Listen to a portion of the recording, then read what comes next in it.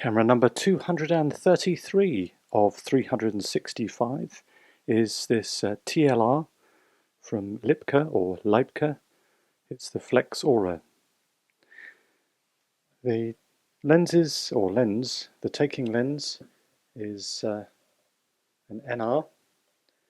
I'm not quite sure how to read this because it's got two figures. It's got 3.5. So presumably that relates to the F number because of the scale around the side here. But then it says rather confusingly 7.5 centimeters.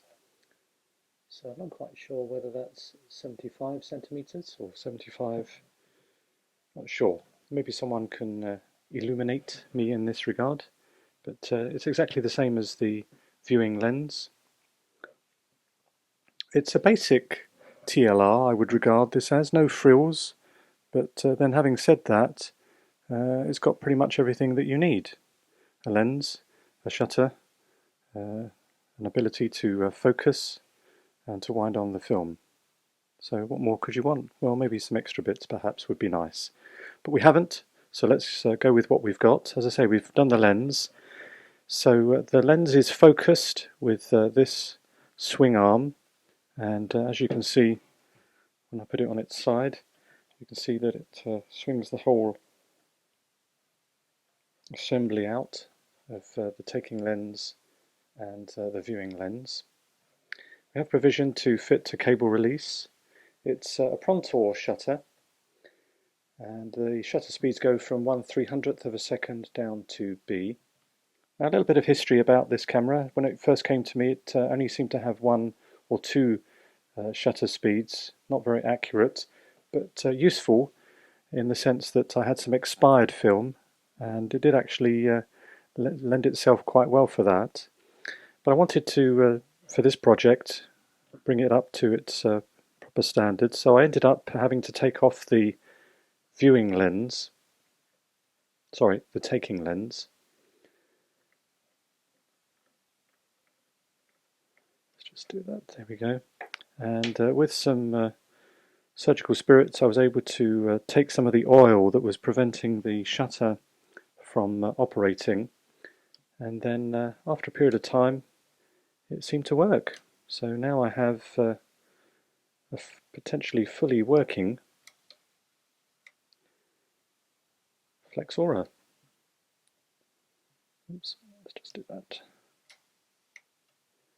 We got to 1/300th of a second. So well worth taking it off, and as a result I was able to clean the lenses as well, and we'll see how good a job I've done when we look at the pictures at the end of the video. So that's just a little bit of history about the camera from my perspective anyway.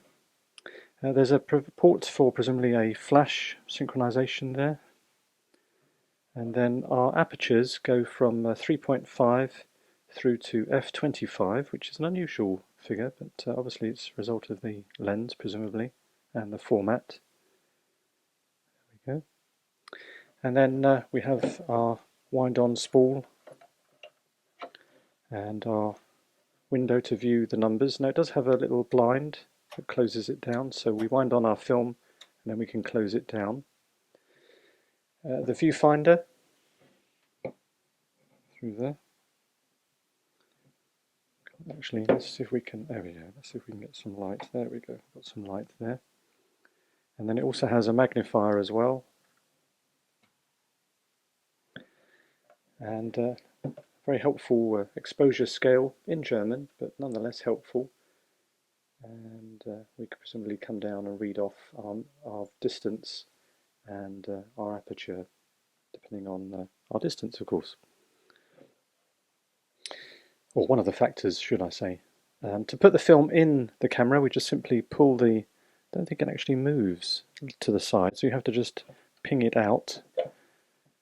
That's kind of what I mean about being a basic. With some of the others I've got, you can actually turn it and close it.